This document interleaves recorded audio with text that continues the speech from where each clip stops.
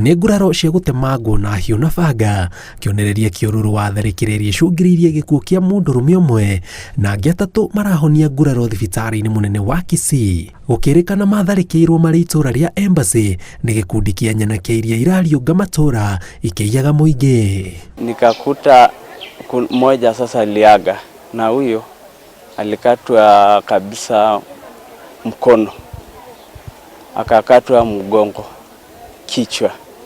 Sasa baada ya muda wa saa 7 akaaga, na mwingine ndio huyu bado iko hali mbaya. Serikali ile ya county na serikali kuu iweze kushirikiana, at least tupate kusaidika na tupate msaada kuhusu wa ndugu zetu, na sana sana tuweze kupata security ambayo ni imeleta jambo ya kutisa sana, hata tunaishi kwa uoga.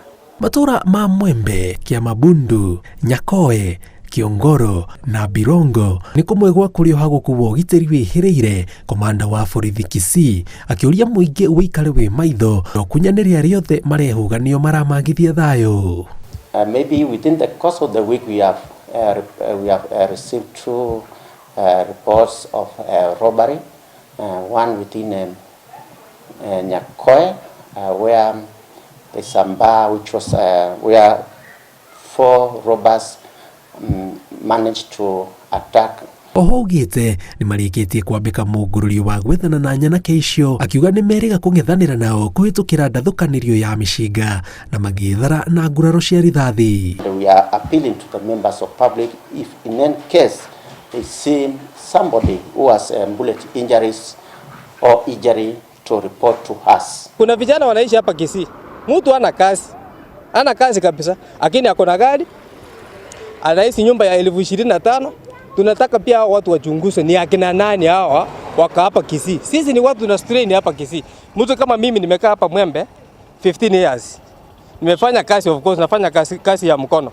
Lakini ile njia naishi, unaweza jua huyu mtu anatoka anafanya kazi.